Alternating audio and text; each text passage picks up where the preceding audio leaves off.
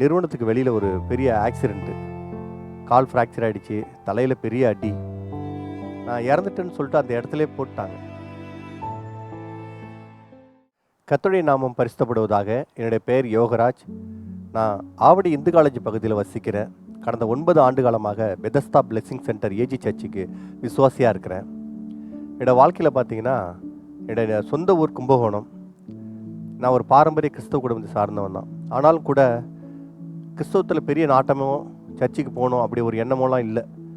வீட்டில் சொல்கிறாங்க, அதனால் நம்ம சர்ச்சுக்கு போகிறோம் அப்படின்னு சொல்லிட்டு லேட்டாக போகிறது சர்ச்சுக்கு, போய் வெளியில் நிற்கிறது, அதோட திரும்ப வந்துடுறது.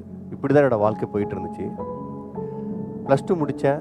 2001ஆம் ஆண்டு +2 முடித்தேன். 2002ஆம் ஆண்டு இந்த சென்னைக்கு வந்தேன். இங்கே ஒரு நிறுவனத்தில் இன்டர்வியூ வச்சாங்க. அதில் செலக்ட் ஆகி இந்த சென்னை பட்டணத்துக்கு வேலைக்கு வந்தேன். இப்படியோட வாழ்க்கை போயிட்டு இருந்துச்சு. ஒரு 3 வருஷம் இங்கே வேலை பார்த்துக்கிட்டு இருந்தேன். 2007ஆம் ஆண்டு என்னை நிரந்தரம் பண்ணாங்க. நிரந்தரமான ஒரு 3 மாதத்துலேயே எனக்கு என்னோடய நிறுவனத்துக்கு வெளியில் ஒரு பெரிய ஆக்சிடெண்ட்டு. கால் ஃப்ராக்சர் ஆகிடுச்சு, தலையில் பெரிய அடி. நான் இறந்துட்டேன்னு சொல்லிட்டு அந்த இடத்துலே போட்டாங்க.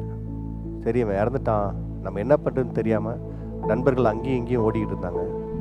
இப்படியே தான் போயிட்டு இருந்துச்சு. ஒரு அரை மணி நேரம் அந்த இடத்துல போட்டு வச்சுட்டாங்க. எனக்கு ஃபிட்ஸ் வந்துருச்சு, பல்ஸ்லாம் ரொம்ப கம்மியாயிடுச்சு அப்படின்னு சொல்லி என்னைய இங்கே ஒரு தனியார் மருத்துவமனையில் அட்மிட் பண்ணாங்க. அங்கே கால் ஃப்ராக்சரு, தலையில் ஒரு 14 ஸ்டிச்சிங் போட்டு, தலையில் எதுவும் பெரிய பிரச்சனை இல்லை, ஆனால் கால் முறிவு ஃபுல்லாகவே. நல்லா பிளேட் வச்சு ஆப்ரேஷன் பண்ணாங்க. ஒரு வருஷம் படுத்த படுக்கையில் தான் என்னோடய வாழ்க்கை போயிட்டு இருந்துச்சு. என்னோடய வாழ்க்கையில் ரொம்ப கஷ்டம். அக்கா தான் எல்லாத்தையும் பார்த்துக்கிட்டு இருந்தாங்க. ரொம்ப கஷ்டமான சூழ்நிலை எனக்கு. வீட்லேயும் ரொம்ப நெருக்கடியான சூழ்நிலை. அப்படியே தான் ஒரு வருஷம் படுத்த படுக்க, எதுவுமே முடியாது. எனக்கு தூக்கிட்டு போவாங்க, தூக்கிட்டு வருவாங்க, அப்படி தான் இருந்தேன். ஆனாலும் அப்பயும் கூட நான் இயேசுவை ஏற்றுக்கல. சரி பார்த்துக்கலாம், நம்ம வேலைக்கு போகிறோமே பார்த்துக்கலாம் அப்படின்னு ஒரு இதுதான். ஆனாலும் என்னுடைய அக்காவும் என்னுடைய அம்மாவும் என்னுடைய காலில் கை வச்சு நைட்டு அழுது ப்ரேயர் பண்ணி ஜெபிப்பாங்க. அது கிருபை தான். எனக்கு நான் ஆக்சிடென்ட் ஆனதுலேருந்து ஒரு 7 மாதம் வரலையும் என் கால் சேரவே இல்லை, எலும்பு கூடவே இல்லை. அப்போ திரும்ப இன்னொரு ஆப்ரேஷன் பண்ணணும் அப்படின்னு சொல்லி என்னோடய இடுப்பு பகுதியிலேருந்து போன் கிராஃப்டிங் பண்ணி எலும்பு எடுத்து போன் கிராஃப்டிங் பண்ணி வச்சாங்க. அதுக்கப்புறம் அந்த எலும்பு சேர்ந்துச்சு. அதுக்கப்புறம் நான் நடக்க ஆரம்பித்தேன். திரும்ப வேலைக்கு வந்து ஜாயின் பண்ணேன். ஒரு தனியான ரூமில் தான் வச்சுக்கிட்டு இருந்தோம். இங்கே யாருமே கேட்கறதுக்கு ஆள் இல்லை. அப்பா அம்மா எல்லோரும் ஊரில் இருக்கிறாங்க. நம்மளை யார் கேட்க போகிறோம் அப்படிங்கிறவங்க இந்த நண்பரோடு சேர்ந்துக்கிட்டு குடிக்கு அடிமையானேன். காலை மாலை இரவு எப்பொழுதும் குடி தான். எனி டைம் குடியிலே இருந்துக்கிட்டு இருப்பேன். ஏன்னா யாரும் கேட்குறதுக்கு இல்லை, நமக்கு வச்சதான் சட்டம் அப்படிங்கிற மாதிரி. யார் அம்மா கேள்வி கேட்டால் அப்பா கிடையாது. அம்மா கேள்வி கேட்டாலும் கூட உங்களுக்கு என்ன தெரியும் அப்படின்னு எடுத்தெறிஞ்சு பேசிட்டு, சபைக்கு போறியா? போகிறேன். எந்த சபைக்கு போகிறேன்? இங்கே ஏதோ ஒரு சபைக்கு போகிறேன் அப்படின்னு சொல்லி ஒரு பொய்யை சொல்லிட்டு இங்கே எந்த சபைக்கும் போகிறதில்ல, எனி டைம் குடி, இப்படியே தான் என்னோடய வாழ்க்கை போயிட்டு இருந்துச்சு. 2019ஆம் ஆண்டு எனக்கு திருமணம் ஆனது. என்னோடய மனைவி நல்ல ஒரு ஜெபிக்கிறவங்க. 19 ஆண்டு திருமணம் ஆகி வந்தோன்னே அப்பயும் எனக்கு கடன் பிரச்சனை, ரொம்ப தாங்க முடியாத கடன் பிரச்சனை தான் நான் திருமணமே பண்ணிக்கிட்டேன். திருமணமாகி ஒரு 2 மாதத்துலேயே என்னோடய மனைவியோட நகை, ஒரு 40 சவரன் நகை, மொத்த நகையும் அந்த 2 மாதத்துலேயே எல்லாத்தையும் விற்று ஒன்றும் அதிகமாக கடனை அடைச்சி, நகையை வாங்குறது, கொஞ்சம் கடன் அடைக்கிறது, மிச்சதெல்லாம் குடிக்கிறது, இப்படியே தான் என்னோடய வாழ்க்கை போயிட்டு இருந்துச்சு. அப்போ என்னோடய மனைவி திருமணமாகி வந்தோடனே என்ன சொன்னாங்கன்னா, நாங்கள் ஏஜி சபைக்கு போயிட்டுருக்கேன், நம்ம இங்கே ஒரு சபை இருக்குது, நம்ம போகலாம் அப்படின்னாங்க. இங்கெல்லாம் எனக்கு அந்த மாதிரி சபை தெரியாதுன்னு சொன்னேன். அப்போ என் மனைவி கூகுளில் போட்டு இந்த சபையை கண்டுபிடிச்சி எங்கள் சபைக்கு நாங்கள் வந்தோம். ஒரு அதிகாலை 6 மணி ஜெபத்தில் தான் நாங்கள் ஆராதனையில் தான் பங்கு பெற்றோம். இப்போ ஐயா பார்த்துட்டு பேசிட்டு அனுப்பிச்சிட்டாங்க. இப்படியே எங்களோட வாழ்க்கை போயிட்டு இருந்துச்சு. கடன் பிரச்சனை தீரவே இல்லை. கடன் நெருக்கடியான நெருக்கடி. வாழ்க்கையில் அப்படி ஒரு நெருக்கடி யாருக்கும் வர முடியாது. இந்த சைடு வந்தாங்கன்னா அந்த சைடு போகிறது, அந்த சைடு வந்தாங்கன்னா இந்த சைடு போகிறது, இப்படி மாறி மாறி அவங்களுக்கு தெரியாமல் மறைஞ்சிருக்கிற ஒரு வாழ்க்கை. என்ன அடுத்த நிமிஷம் நமக்கு என்ன நடக்கும், இந்த நிமிஷம் ஒன்றா போதும், அடுத்த நிமிஷம் பார்த்துக்கலாம் அப்படிங்கிற ஒரு வாழ்க்கை தான். எந்த நேரத்துலையும் என்ன செய்வாங்கன்னே தெரியாத ஒரு நிலைமையில தான் இருந்துக்கிட்டு இருந்தேன். வாழ்க்கை எப்படியோ போயிட்டு இருந்துச்சு. அப்போ என் மனைவி என்ன பண்ணாங்கன்னா, எது பேசினாலும் வீட்டில் ஒரு சண்டை, ஒரு வெறுப்பு, இப்படியே தான் போயிட்டு இருந்துச்சு. முதல் குழந்தை பிறந்துச்சு, அப்பயும் இப்படியே தான் சண்டை, மாறி மாறி சண்டை. வீட்டில் ஒரு நிம்மதி இல்லை, மன அழுத்தம். இதுக்கிடையில் எனக்கு நோய், டெங்கு காய்ச்சல், டைஃபாய்டு ஜுரம், மஞ்சக்காமாலை, கொரோனா, அப்புறம் இதயத்தில் பிரச்சனை, காலில் ஒரு பெரிய ஒரு இன்ஃபெக்ஷனு, இப்படி மாறி மாறி ஏதோ ஒரு பிரச்சனை. நோயினால் விடுபடவே முடியல. என் மனைவியே சொல்லுவாங்க, எப்போ பார்த்தாலும் நோய் நோய்ங்கிறீங்க, இது போனால் அது வருது, அது போனால் இது வருது, மாறி மாறி நோயாகவே இருக்காங்க அப்படின்னு சொல்லிட்டு என் மனைவி மட்டும் அழுது அழுது ஜெபிப்பாங்க. இப்படியே தான் எங்களுக்குள்ளே போயிட்டு இருந்துச்சு. ஆனாலும் கூட என்னுடைய கடன் பிரச்சனையின் மூலமாக வீட்டில் ஏகப்பட்ட பிரச்சனை. டெய்லி வீட்டில் சண்டை போடுவேன், டெய்லி வீட்டில் சண்டை போடுவேன், எரிஞ்சு எரிஞ்சு தான் விழுவேன். என் கோபத்தை எங்கே காட்டுறதுன்னு தெரியாமல் எரிஞ்சு எரிஞ்சு விழுவேன். எங்கள் வீட்டில் ஒரு பிள்ளையை கூட தூக்கி ஒரு கொஞ்சம் முடியாத சூழ்நிலை இப்படியே தான் போயிட்டு இருந்துச்சு. 2021 முதல் பெண் குழந்தை பிறந்தாங்க. 2023 ஆண்டு 2வது பெண் குழந்தை பிறந்தாங்க. 2023 ஆண்டு பெண் குழந்தை பிறந்த போது என்னால் வீட்டில் இருக்க முடியாத சூழ்நிலை. கடன் பிரச்சனை அதிகமாகிட்டு இருக்குது, நாளுக்கு நாள் அதிகமாகுது, வட்டி அதிகமாகுது.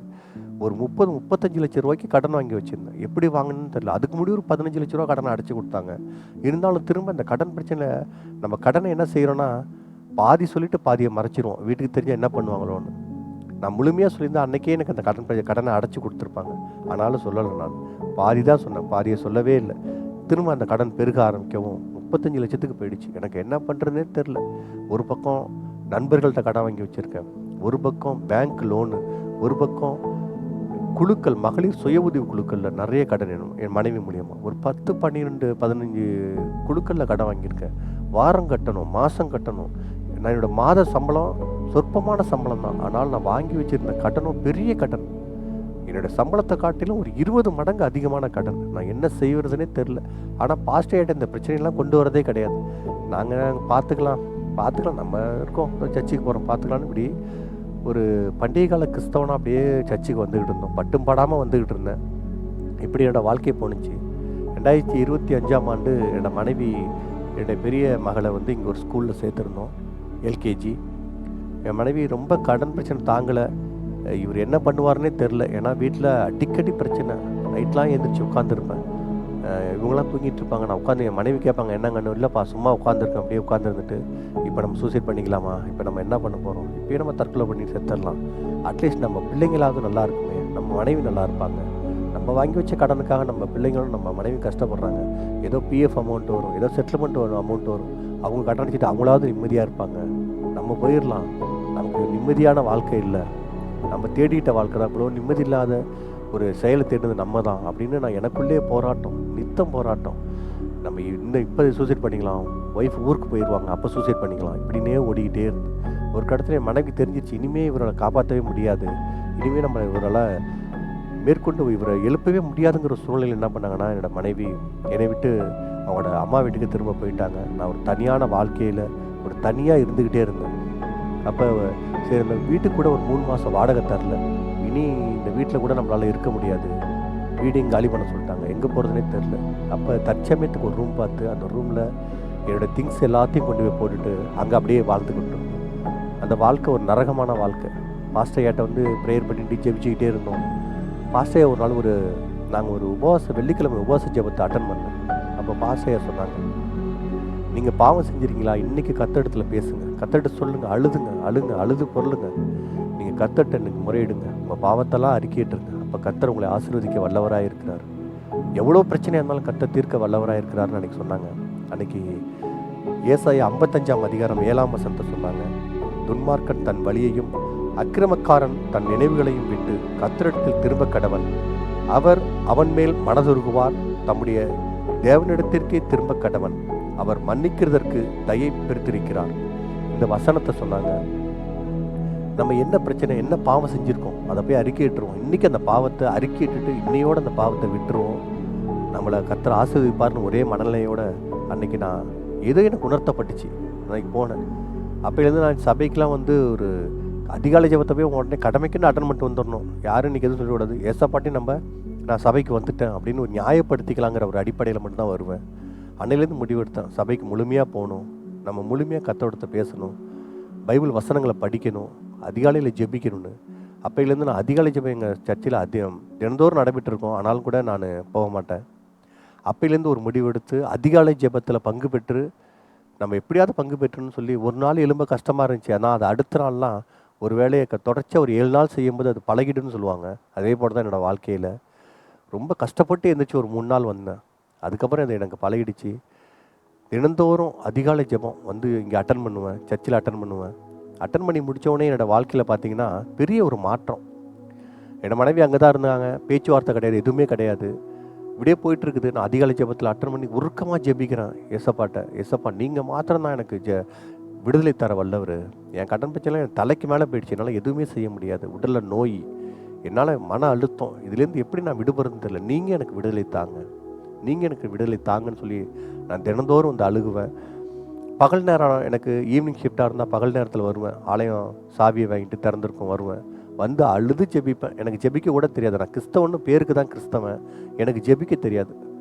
ஏதோ கர்த்தர்ட்ட நம்ம ஒரு ஃப்ரெண்டுக்கிட்ட பேசுகிற மாதிரி பேசுவேன். எனக்கு இந்த பிரச்சனை இருக்குப்பா, நீங்கள் உதவி செய்யுங்க. நான் அந்த பாவத்தெல்லாம் விட்டுட்டேன், எல்லா பாவத்தையும் விட்டுட்டேன். நீங்கள் எனக்கு உதவி செய்யுங்க, நீங்கள் எனக்கு உதவி செய்யுங்க. எனக்கு எதிரே வரும் எந்த ஆயுதம் வாய்க்காத போகட்டும்னு சொல்லிட்டு நான் ப்ரேயர் பண்ணிக்கிட்டே இருப்பேன். அப்போ தான் ஒரு நாள் திடீர்னு 2 மாதத்தில் என்னோடய மனைவி ஒரு நாள் கால் பண்ணாங்க. என்னங்க நல்லா இருக்கீங்களான்னு கேட்டாங்க. நல்லா இருக்காப்பான்னு. பாப்பாலாம் உங்களை பார்க்கணுன்னு சொல்லிட்டு நீங்கள் வந்து பார்த்துட்டு போங்கன்னாங்க. நான் ரோட்டில் ஏதாவது நின்று பார்ப்பேன். வீட்டுக்கு போக முடியாது. எங்கள் மாமியார்லாம் ரொம்ப என் மேலே கோவத்தில் இருந்தாங்க. அதனால் பஸ் ஸ்டாண்டுக்கு வர சொல்லிட்டு அங்கேயே நின்று பார்ப்பேன். அங்கேயே நின்று பிள்ளைங்கள்ட்ட கொஞ்சுவேன். பிள்ளைங்க ரெண்டும் பார்க்கும். பெரிய பொண்ணுக்கு தான் விவரம் தெரியும். அதனால் பெரிய பொண்ணு, அப்பா நீங்கள் எங்கள் கூட வந்துருங்கப்பா, நான் அங்கே வந்துடுறேன்ப்பா சென்னைக்கு அப்படின்னு சொல்லிட்டு அழுகும். நான் அப்படியே பஸ்ஸில் வரும்பொழுதெல்லாம் அழுது கொண்டே வருவேன். எஸ்ஸப்பா இந்த நிலையை நீங்கள் மாற்றுங்கப்பான்னு சொல்லிட்டு. இப்படியே என்னோடய வாழ்க்கை போயிட்டே இருந்துச்சு. நிறைய நேரங்களில் எனக்கு குளிக்கக்கூட இடம் இருக்காது. ஒரு பஸ் ஸ்டாண்டில் போய் நின்று குளிச்சுட்டு அங்கேயே ட்ரெஸ்ஸை மாற்றிக்கிட்டு, ஒரு செட்டு ட்ரெஸ்ஸை மாற்றிக்கிட்டு ரோட்டில் நிற்பேன். என் மனைவி, பிள்ளைங்க தூங்குறாங்கப்பா, நான் 2 மணிக்கெலாம் போய் இறங்கிடுவோம். மதியம் இப்போ தான்ப்பா படுத்தாங்க, ஒரு 4:30-5 மணிக்கு நாங்கள் வரோம் பாம்பாங்க. அது வரலையும் அப்படியே அந்த பஸ் ஸ்டாண்டில் உட்காந்துருப்பேன். 5 மணிக்கு என் பிள்ளைங்க ஏஞ்சி வரும்பொழுது நான் வந்து பார்ப்பேன். தூரத்தில் என்னை பார்க்கும் பொழுது என்னுடைய 2 பிள்ளைங்களுக்கும் அவ்வளோ மகிழ்ச்சி. நான் பேசுனதில்லை பெருசாக, என் பிள்ளைங்கள்ட்ட வந்து 2 பெண் பிள்ளைகள்ட்டையுமே ரொம்ப அன்பு காட்டினதில்லை. ஆனால் பெரிய ஒரு சந்தோஷம், அப்பா வந்துட்டாங்கன்னு சொல்லிட்டு. இப்படியே போயிட்டு இருந்துச்சு. அந்த 1 வருட காலத்தில் என்னுடைய கடன்களில் முக்கால்வாசி கடன் நான் அடைச்சிட்டேன். எப்படி அடைச்சேனே தெரில எனக்கு. ஆனால் ப்ரேயரில் தான் இருந்தேன். நிறைய கடன்காரங்க மனதில் கர்த்தர் பேசினார். அவங்க எனக்கு இறக்கப்பட்டாங்க. அவங்க மனசில் இறக்கத்தை கொடுத்தாரு தேவன். அவங்களே வந்து சொன்னாங்க, அப்பா நீ சீக்கிரம் கடன் பிரச்சனைந்து வெளில வந்துடு, இந்த வட்டியே எனக்கு நீ தர வேணாம், எனக்கு நீ வெறும் கடனை அசலை மட்டும் கொடுத்தா போதும், அதுவும் கொஞ்சம் கொஞ்சமாக மாதம் மாதம் நீ கொஞ்சம் கொஞ்சமாக கொடுத்தா போதும்னு. நான் நினப்பேன், கடன்காரன்கள் எப்படி வந்து அவங்களுக்கு வந்து கர்த்தர் பேசுவார், அவன் வட்டிக்கு விட்றவன் வட்டி தான் கேட்பான், இவர் எப்படி வேணால் பேச முடியும் அப்படிங்கிற எனக்கு மனசில் ஒரு இது ஏக்கம், ஒரு எண்ணம். ஆனாலும் கூட தேவன் பெரிதான பெரிய அற்புதம் செஞ்சார். அவங்க என்கிட்ட பேசினாங்க. ஒவ்வொருத்தரும் சொன்னாங்க, இந்த மாதம் அவர் கொடுக்குறியாப்பா, அடுத்த மாதம் எனக்கு கொடுப்பா, இப்படியே கொடுத்து அடைங்கன்னு சொன்னாங்க. இன்றைக்கி ஒரு 12 குழுக்கள், மகளிர் குழு, சுய உதவிக்குள்ள 12 குழுக்கள், கிட்டத்தட்ட அதுவே ஒரு 6 லட்ச ரூபா கிட்ட இருக்கும். தேவன் அந்த ஒரு வருடத்தில் அந்த 6 லட்ச ரூபாய் கடனை அடைக்க உதவி செய்தார். இன்னொன்று என்னன்னு கேட்டிங்கன்னா, பேங்க் லோன் எல்லாத்தையும் அடைக்க கிருபை செய்தார். அதே போல் இன்னும் கொஞ்சம் கடன் என்னோட நண்பர்கள்ட்ட வாங்கி இந்த கடன் இருக்குது, இந்த கடன்லையும் பாதி கடனை அடைக்க உதவி செய்தார். அன்றைக்கி என்னை பார்த்து தூரம் போனவங்களாம் இன்றைக்கி யாரை பார்த்தாலும் கடன் கேட்பேன். நமக்கு எதுப்புற யார் வந்தாலும், ஆனால் இந்த மாதிரி பணம் இருக்குமாண்ணா, கொஞ்சம் பணம் தேவைப்படுது. யார் ஒரு நிமிஷம் தான் பழகியிருப்பாங்க, இல்லை ஒரு நாள் தான் பழகியிருப்பாங்க, 1 மணி நேரம் தான் என்கிட்ட பேசியிருப்பாங்க, அவங்கள்ட்ட உடனே பணம் கேட்பேன். இன்றைக்கி தேவனை நான் ஏற்றுக்கொண்டு உண்மையாக முழு மனதோடு என்னோடய பாவத்தெல்லாம் அறிக்கையிட்டு தேவனை ஏற்றுக்கொண்டதுக்கப்புறம் தேவன் பெரிய ஆசீர்வாதத்தை கிடையாது செஞ்சார். இன்றைக்கி நான் சம்பளம் வாங்குகிறேன். என் மனைவி வந்து போன வருடத்தில் என் கூட வந்து வந்துட்டாங்க. இப்போ பாப்பா இங்கே பெரிய பொண்ணு 1வது படிக்கிறாங்க ஒரு ப்ரைவேட் ஸ்கூலில். சின்ன பொண்ணுக்கு 3.5 வயசு ஆகுது. என் மனைவி இருக்கிறாங்க.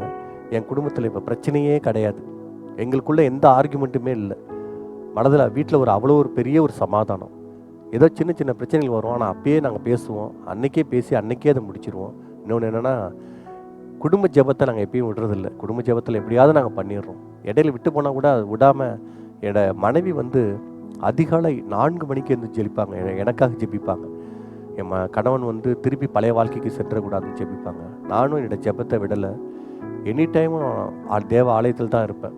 இப்படியே தான் என்னோடய வாழ்க்கை போயிட்டு கண்டினியூஸாக போயிட்டே இருக்குது. என்னோடய வாழ்க்கையில் ஜெபங்கள் போயிட்டே இருக்குது. இந்த கடன்களை எப்படி பெருசாக மேற்கொண்டு எனக்கு தெரியவே இல்லை. எனக்கு பெரிய வியப்பாக இருக்குது. கர்த்தர் அவ்வளோ பெரிய ஆச்சரியமான காரியத்தை செஞ்சார் என் தேவன் என்னோடய வாழ்க்கையில். இன்றைக்கி நாங்கள் ரொம்ப சமாதானமாக இருக்கோம். மாத சம்பளத்தை வாங்கிட்டு வரேன். நான் வாங்கிட்டு வந்த முதல் காரியம் செய்கிறது என்னென்னா, முதல்ல நான் தசம்பாகம் தான் கொடுப்பேன். ஏன்னா தசம்பாகம் நம்ம கர்த்தர் கொடுக்கணும். 10ல் ஒரு பகுதியை நம்ம தசம்பாகம் கர்த்தர் கொடுக்கணுங்கிறத நான் ரொம்ப வைராக்கியமாக இருந்தேன். இப்போ அதுக்கு முன்னாடி நான் தசம்பாகம் தரமாட்டேன். நமக்கே கடன் இருக்குது, தேவனுக்கு கொடுத்துட்டு நம்ம என்ன பண்ணுறது அப்படின்னு நினச்சிட்டு இருப்பேன். இன்றைக்கி என்னோட வாங்குகிற சம்பளத்தை தசம்பாகம் கொடுக்குறேன், கடன்களை அடைக்கிறேன், வீட்டுக்கு தேவையான எல்லா காரியங்களையும் செய்கிறேன். கர்த்தர் என்னை பரிபூரணமாக ஆசீர்வச்சிருக்கிறாரு. என் குடும்பத்தில் இன்னைக்கு எந்த குறையும் இல்லை. நாங்கள் நல்லபடியாக இருக்கோம். நிம்மதியான ஒரு வாழ்க்கை, கடன் இல்லாத ஒரு நிம்மதியான வாழ்க்கை. அன்னைக்கு என்னை பார்த்துட்டு, அப்பா இவன் வரான், நம்ம அந்த பக்கமாக தள்ளி போயிடலாம், இவன் வந்தால் இவன் ஏதாவது பேசுவாங்க, காசு கேட்பான் அப்படின்னு சொன்னவங்க இன்றைக்கி என்கிட்ட அவங்களா வந்து பேசுகிறாங்க. என்னப்பா நல்லா இருக்கியாப்பா, சந்தோஷமாக இருக்கியாப்பா, எனக்காக ப்ரேயர் பண்ணிக்கப்பா அப்படின்னு சொல்கிறாலும் என்னை மாற்றிருக்கிறாரு. அன்றைக்கி ஒரு குடிகாரனா யாரை பார்த்தாலும் எப்படி பேசணும்னு வரமுறை இல்லாமல் பேசிக்கிற என்னைய இன்றைக்கி தேவன் வந்து பார்த்திங்கன்னா பெரிய ஒரு அற்புதத்தை செஞ்சுருக்கிறாரு. இன்றைக்கி என்னையை பார்த்து பேசுகிறாங்க, அப்பா எனக்காக ப்ரேயர் பண்ணிக்கப்பா, என் குடும்பத்தில் ஒரு பிரச்சனை இருக்குது, எங்கள் அக்காவுக்கு உடம்பு சரியில்லை, நீங்கள் ப்ரேயர் பண்ணிக்கங்க அப்படின்னு சொல்கிற வகையில் தேவன் இன்றைக்கி எனக்கு உயர்த்திருக்காங்க. இன்றைக்கி எனக்கு நோய் இல்லை. பெரிய ஒரு அற்புதம் என்னென்னா, எனக்கு இன்றைக்கி நோய் இல்லை, உடலில் ஒரு நோயும் இல்லை. அப்போ வந்து அந்த டிசீஸ் மட்டும்தான். அதுக்கப்புறம் இப்போ நோய் இல்லாமல் ஆரோக்கியமாக வாழ்ந்து கொண்டிருக்கிறோம். என்னோட மனைவியோட அன்பாக இருக்கிறேன், என் மனைவி என் மேலே அன்பாக இருக்கிறாங்க. குடும்பத்தில் அவ்வளோ பெரிய சமாதானம். இரு பிள்ளைகளோட ஒவ்வொரு நாளும் கர்த்தர் கொடுத்த கிஃப்ட்டுன்னு சொல்லிட்டு அவருக்கு நன்றி சொல்லிட்டு சந்தோஷமாக வாழ்ந்து கொண்டிருக்கிறோம். இதை நீங்கள் பார்த்துட்ருப்பீங்க, இந்த சாட்சியை நீங்கள் பார்த்துக்கிட்டு இருப்பீங்க. நீங்கள் கூட நினைக்கலாம், எனக்கு இவ்வளோ பெரிய கடன் இருக்குது, நான் இவ்வளோ பாவத்தில் இருக்கேன். நம்முடைய பாவங்களை மன்னிக்கிற தேவன் நம்முடைய தேவன். நம்முடைய பாவங்களை கன்ஃபார்மாக மன்னிக்கிறாருங்க. உண்மையாக மன்னிக்கிற தேவனுங்க. வேறு எந்த தெய்வத்துட்டும் அப்படி கிடையாது. ஆனால் நம்முடைய தேவன் ஏசப்பா நம்ம பாவங்களுக்காக அடிக்கப்பட்டார். நம்ம பாவங்களை மன்னிக்கிற தயவு பெற்றவர் அவர். நம்ம பாவங்களை கண்டிப்பாக மன்னிப்பாருங்க. ஒரு முறை நம்மளோட பாவத்தை அறிக்கையிட்டு நீங்கள் கத்தோடு கூட பேசுங்க. ஒரே ஒரு முறை பேசுங்க, கத்தோடு கூட பேசுங்க. கத்தர் உங்களோட என்ன பிரச்சனை இருந்தாலும் அது தீர்க்க வல்லவராக இருக்கிறார். என்னோட வாழ்க்கையில் நிறைய மேடு பள்ளங்கள், இப்படிப்பட்ட ஒரு வாழ்க்கை யாருக்கும் வரக்கூடாதுன்னு எவ்வளவு மோசமான ஒரு வாழ்க்கை இருக்குமோ அந்த வாழ்க்கையை வாழ்ந்துக்கிட்டு எனக்கு இன்னைக்கு என்னைய எவ்வளோ உயர்த்திருக்கிறார் தெரியுங்களா தேவன். எவ்வளோ பெரிய மேன்மையாக வச்சுருக்கிறாருங்க. இன்றைக்கி 10 பேர் என்னை பார்த்தாங்கனாக்கா பிரைஸ்லாட் பிரதர்னு சொல்கிறாங்க. அன்றைக்கி யாரும் எனக்கு நேராக கூட வரமாட்டாங்க. அப்படி மோசமான இருந்த என்னையை மாற்றின தேவன் உங்களையும் மாற்ற வல்லவராக இருக்கிறார். கண்டிப்பாக உங்களை மாற்றுவார். நீங்கள் உண்மையாக மட்டும் ஜெபிங்க, வேதம் வாசிங்க. கர்த்தர் உங்களை எல்லா இடத்துலையும் உங்களை பார்த்துக்கிட்டே இருக்கிறார்.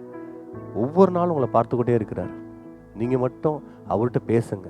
ஏசப்பா உங்களுக்கு ப்ரேயர் பண்ண தெரியலாம் கூட பரவாயில்ல, ஏசப்பா இனி அந்த பாவங்கள்லேருந்து செய்ய மாட்டேன் ஏசப்பா, இனி பாவங்களை விட்டுறேன் ஏசப்பா, என் பாவங்கள்லாம் மன்னிச்சிருங்க ஏசப்பா, நான் இந்த பிரச்சனையில் இருக்கேன் ஏசப்பா, நீங்கள் எனக்கு விடுதலை தாங்கன்னு கேட்டால் அவர் செய்ய வல்லவர். அவர் உண்மையான தேவன், உங்களை ஆசீர்வதிக்கிற தேவன் அவர். நீங்களும் என்னை போல் மிகப்பெரிய ஒரு சாட்சியாக எழுமணும்னு நான் கர்த்தர்கிட்ட ப்ரேயர் பண்ணிக்கிறேன். கர்த்தர் உங்களை ஆசீர்வதிப்பாராக.